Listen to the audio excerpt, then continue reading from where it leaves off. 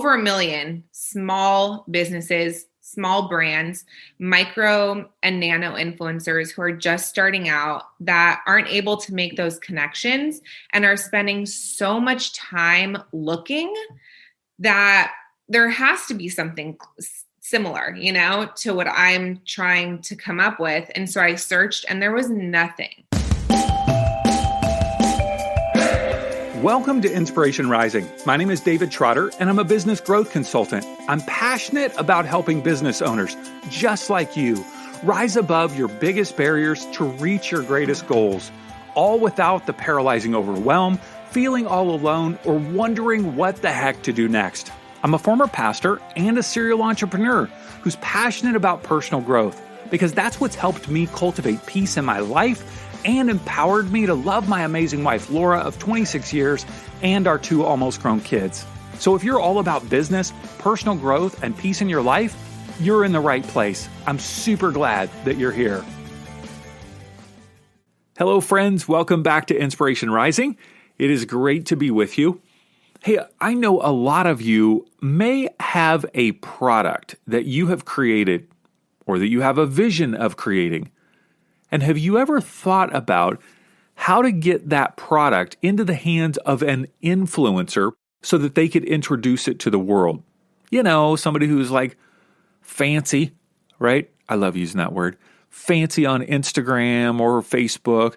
And they've got all these millions of followers. And you're like, man, if I could just get my product into their hands, they would fall in love with it. And they would introduce me to all these clients. Yes.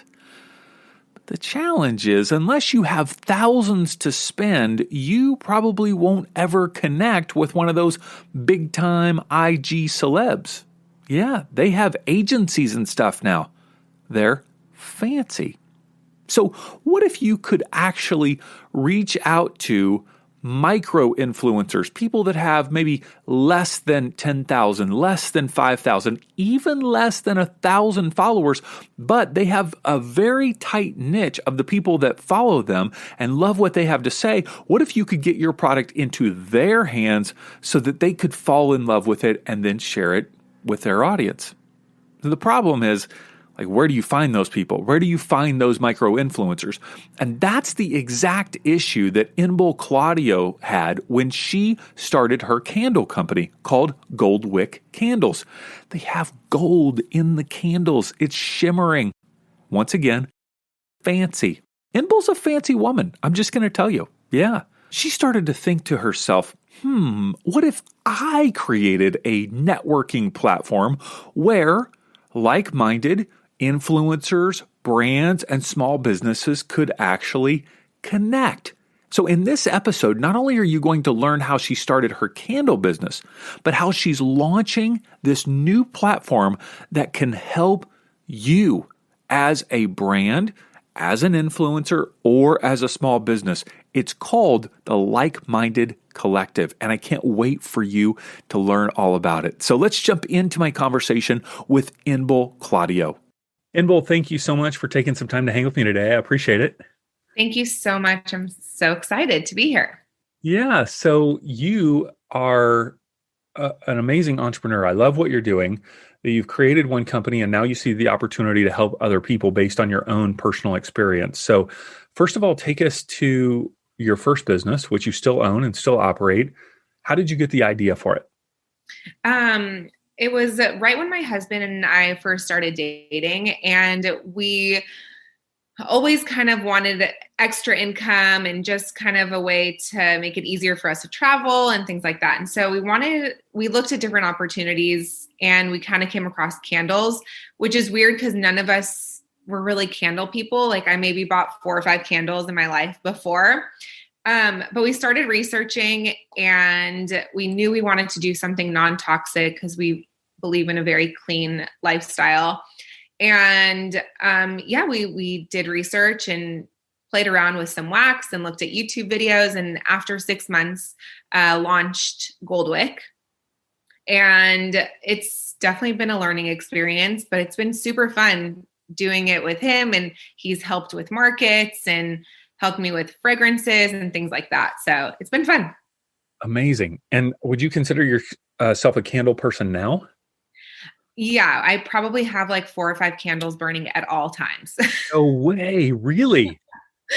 Yeah, it it really does create like memories for me, and just it's always nice to walk in. It's funny because I make all my candles in my house, my sense of smell for them, because I'm always around them, I don't normally smell them as strongly as other people do. Yeah.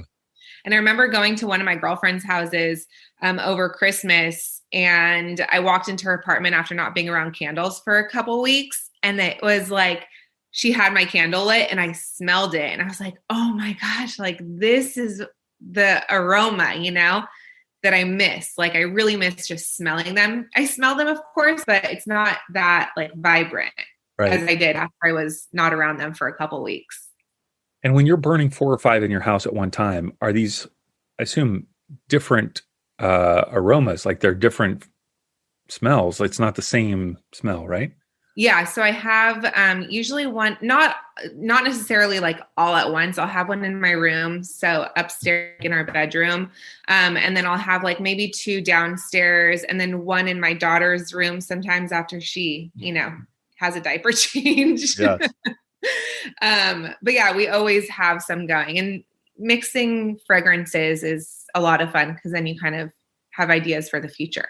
Fragrance was the word I was missing in my vocabulary. I was like, smell, scent, flavor, Yeah, a lot. You can use whatever word you want. a flavor. Okay, so you first started out, it sounds like with markets, because that's an easy place to be able to take things and kind of show. Did you then soon launch a website? Did you get it in stores? Like, take us through that journey a little bit. Yeah. So I first and foremost, we came up with a name. And because all my candles are infused with real gold, which makes the wax shimmer really beautifully when it melts, we kind of started playing around with words, and we came up with GOLDWICK. And I was like, oh my gosh, I love the name GOLDWICK. So I trademarked the name and then kind of did the business aspect of it first. We created a partnership because we weren't married at the time, and created a website, did a trademark, like I said. And then I was lucky enough to be friends with a lot of people who own gyms and bars and things like that. And so I started to ask them if I could do pop-ups in their venues, and they said yes. So I started to do little shows, and I did a farmer's market down at the Newport Beach Peninsula, and a lot of people came to see me there and are still customers to this day. So yeah, I started off with shows and markets and things like that, and then slowly got into retailers, very small ones. Boutiques. Yeah, really small boutiques, like a bar studio. There's a boutique right now actually in Costa Mesa that carries mine called Ivy and Pine. A friend of mine runs that boutique, and so she has my candles. So yeah. This episode is brought to you by Rise Up Creatives. As a business owner, are you overwhelmed by what to post on social media? Rise Up Creatives helps you create beautiful, engaging social media in just 5 minutes a day. Every month, we provide you with 31 customizable captions and accompanying lifestyle images, plus hundreds of social media templates in our drag and drop graphic design studio.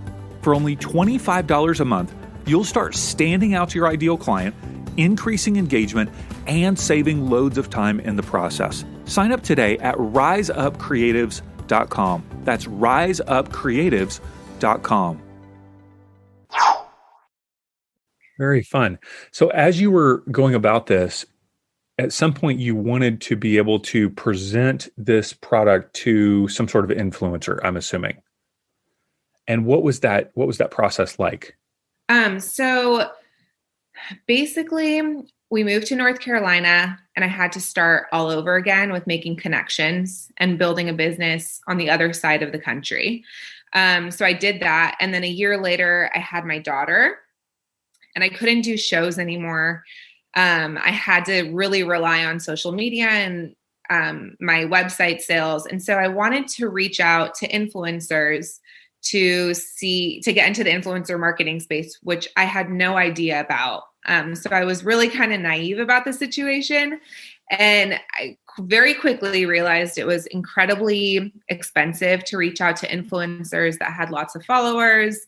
And so I looked at influencer marketing platforms and also very quickly realized that that was also expensive. They charge hundreds of dollars a month, or they require you to spend tens of thousands of dollars a year on influencer marketing, which I just didn't have.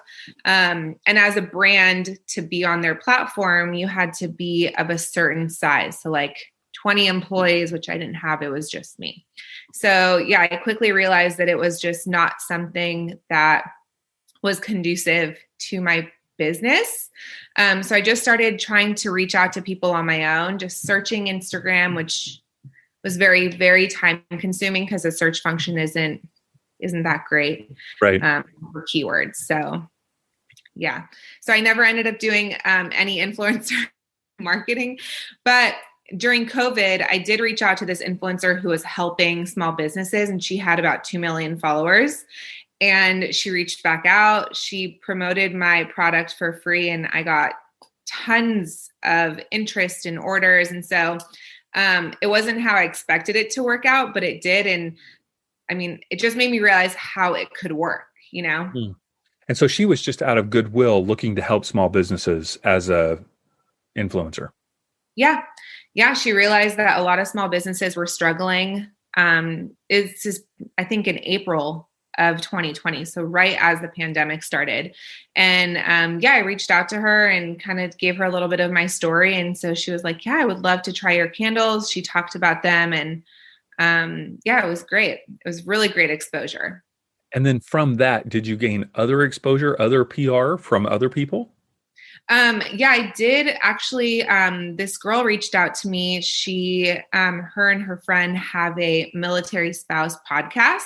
She was like, I saw you on We Were What's Instagram. She was talking about being a military spouse. And so she reached out to me and I got to be on her podcast, which was my first one. So that was super I listened exciting. to that. I listened to that episode. Oh yeah. So, it was really cool talking to them, about my experience and being a military spouse entrepreneur. So that was exciting. Yeah, there were all sorts of references to numbers and letters and deployments. And I was like, I do not understand what's going on here, but like, it sounds very meaningful. And I didn't even realize after I looked at that episode and I was looking at her website, I'm like, wow, there are so many little niches of how to connect with people. I would have never thought about this niche. And obviously it's a very important niche. That was a super fun episode. Amazing. Yeah, it was really cool. I got a lot of messages from other military spouses who some of their husbands were deployed as well.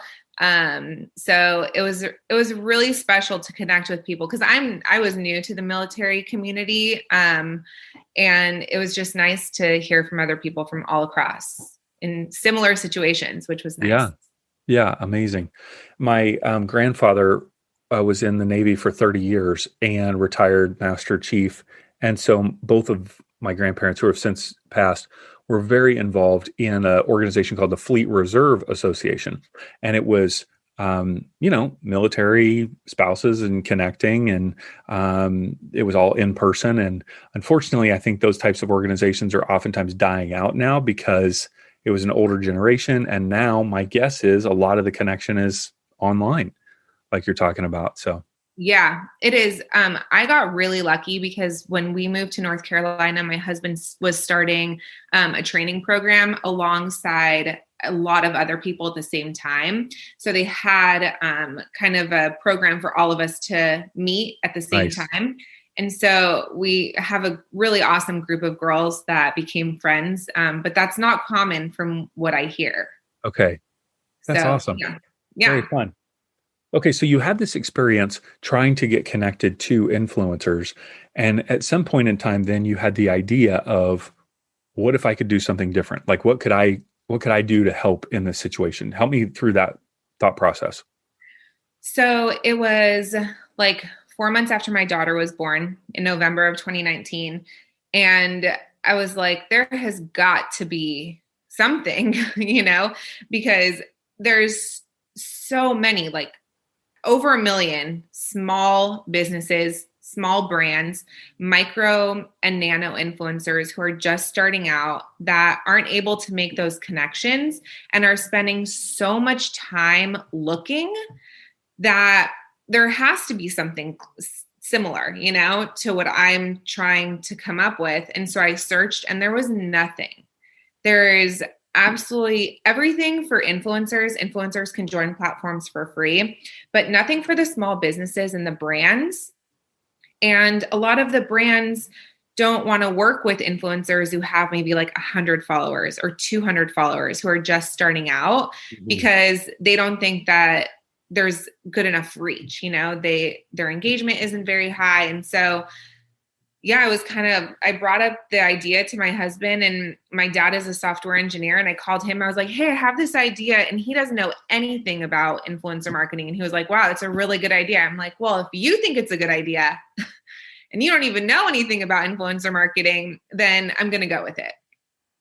And yeah, just kind of started brainstorming, kind of like my GOLDWICK candles, thought of a name, thought of a website, and then kind of did the business aspect, and then started building it out. Okay. So it's called Like-Minded Collective, LM collective.com, lm-collective.com. And of course, goldwick-candles.com. We'll have all those links in the show notes, of course, with all the social media. But so Like-Minded Collective, give us a picture of it, because we're getting kind of the inside scoop before it even launches.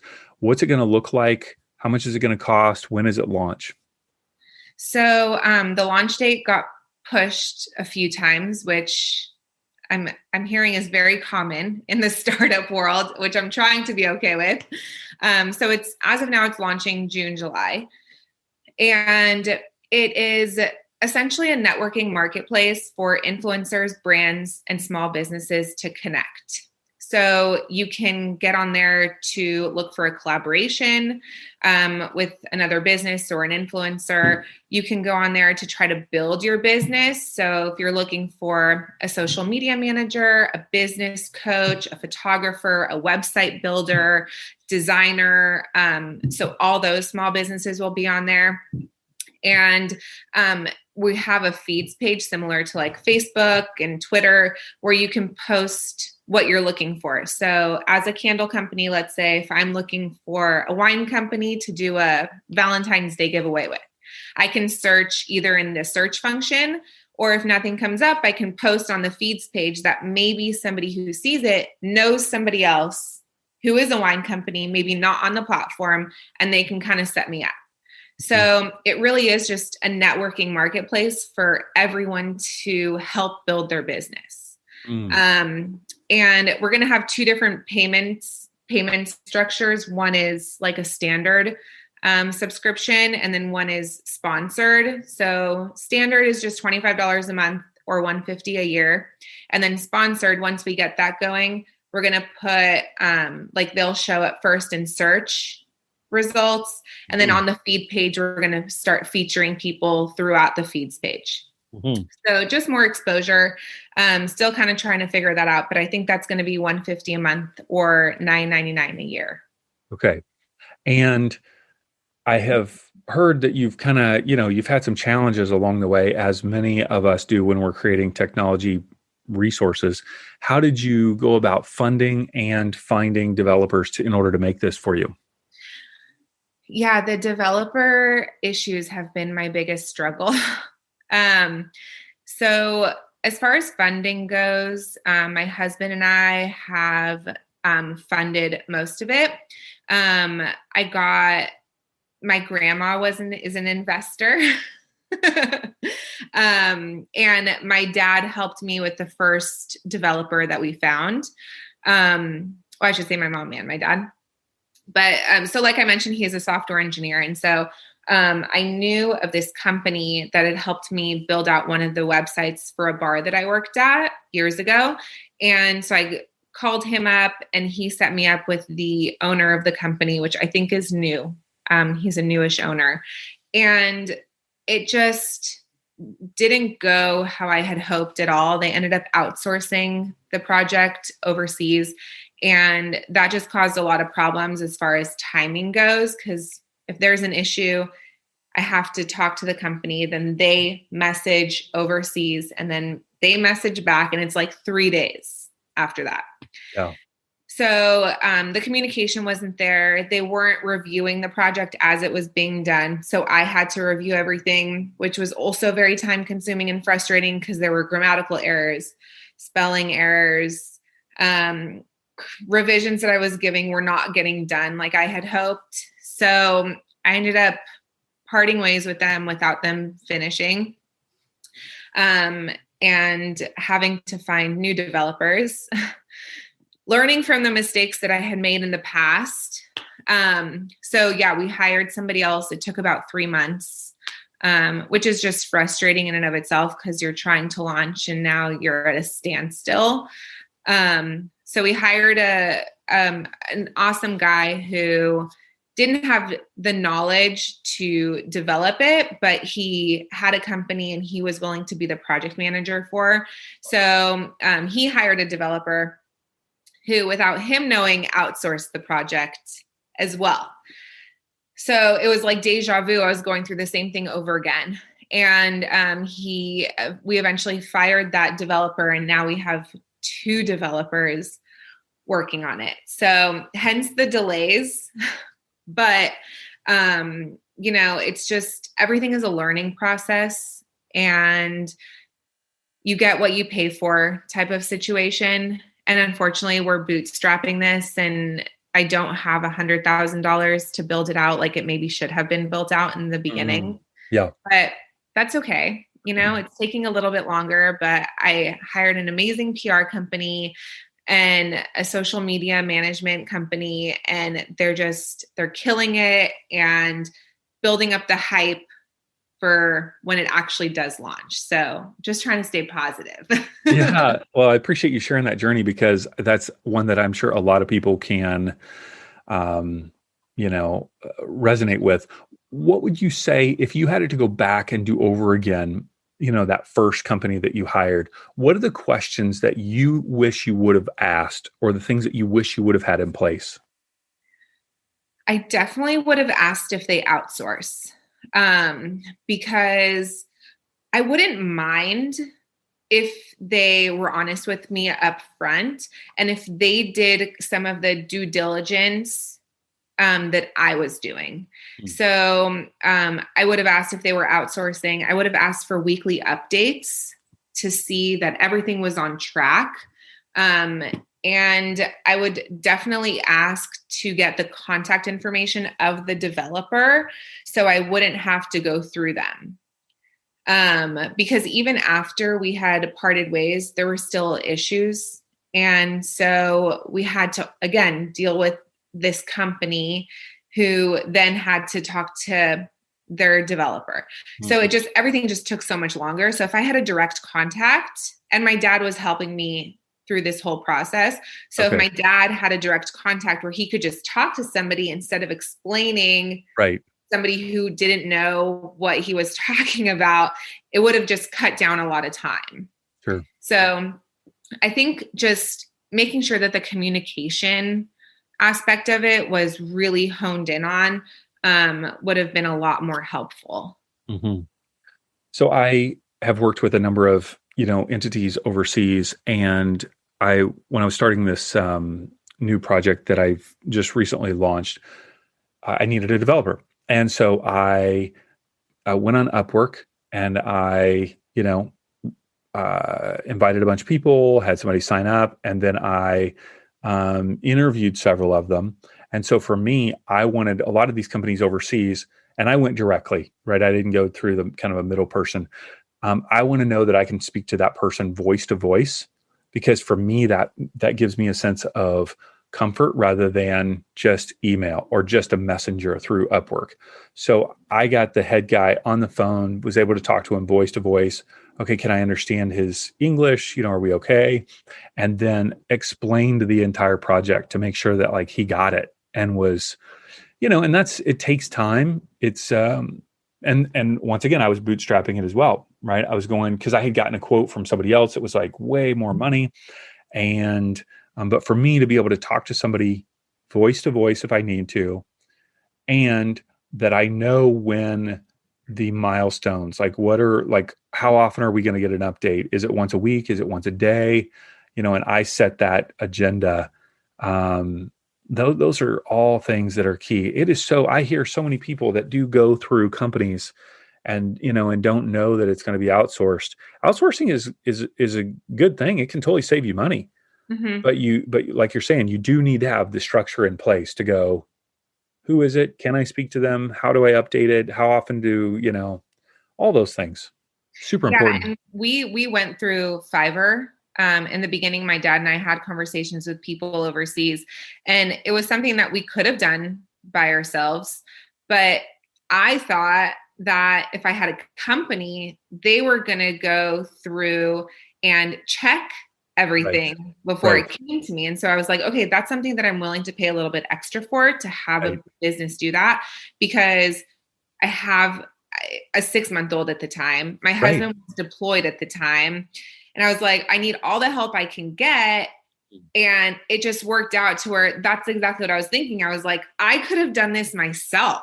I'm doing exactly what I could have done, but paying more. And I think that's where the frustrating part was.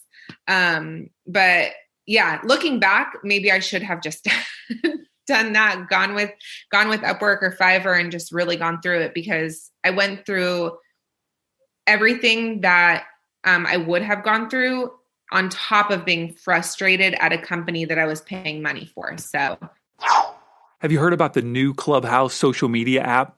I know, one more app to deal with, but this one is very different. I think it could really help you grow your business.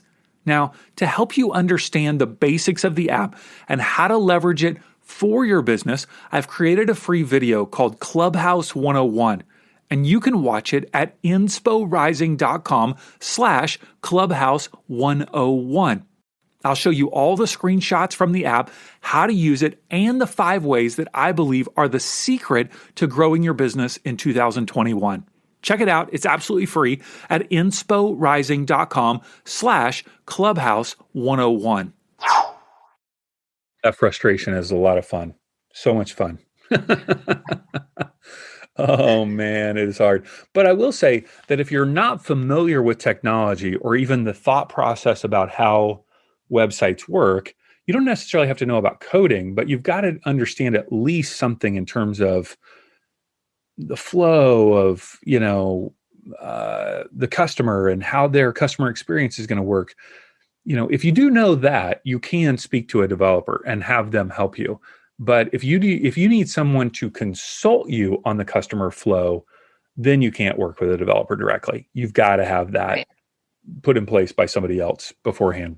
And it's kind of like what you were saying when you were listening to the podcast, like all these acronyms in the military and all these numbers and, things like that, where in the beginning, I didn't know what I was talking about. And my dad has been retired. And so he was out of the game for a while. And so things are constantly evolving in the tech world and developer world, to where now I can definitely talk to somebody about exactly what I want. Whereas before I was like UX, UI, like, I don't even know what is that, MVP, I don't know. Totally. So yeah, I think definitely experience, but I'm really lucky that it didn't cost me $50,000, $60,000 to learn a lesson. It was a lot less.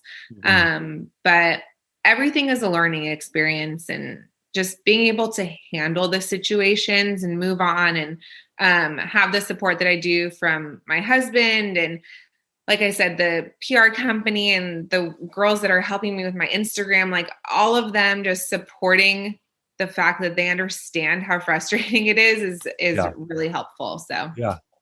One of the things that I would say to listeners is that it is going to take a lot longer than you imagine. So that's just the case. If you're going to be developing some sort of, even just a basic website, it's probably going to take longer than you imagine, but especially if it gets developers involved and there's coding. And then the other is, it's going to take quite a bit more money than you imagine, because you are going to discover things that you want that you would have never even known that you wanted until you got into the process. So like this, with this latest project I had, I ended up wanting to add this whole affiliate program, the brand ambassador program. And I'm like, oh, I didn't even think of that before I got into this. Well, that takes time. That takes money.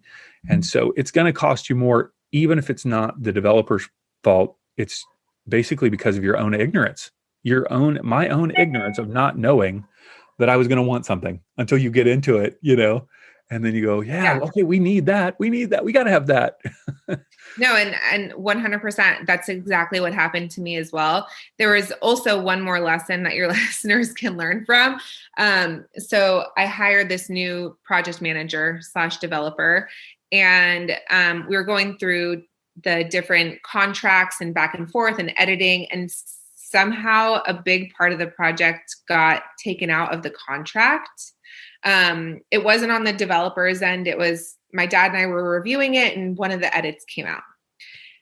And we went through like 10 revisions of this project. And when it came time to develop and we were talking about things and I went back to the contract, I was like, oh my gosh, this isn't even in the contract, And it was one of those like, why is this happening type of moments. But reviewing the contract a million times and making sure that everything is in there is crucial, because, it's like you said, it's an added fee. It's more time, because right now the estimate that I got doesn't include that. So it's like, okay, we're going to launch, and then this is going to be an addition. So we'll launch it like a month later or something.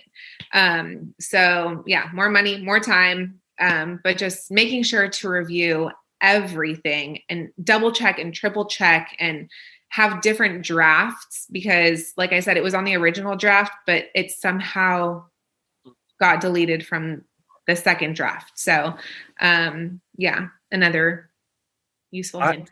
I admire you so much. One, you have a 20-month-old. Two, you have an 8-month-old in your womb. So I guess that's negative 1 month old. That's a negative 1 month old. We hope it's a negative 1 month old.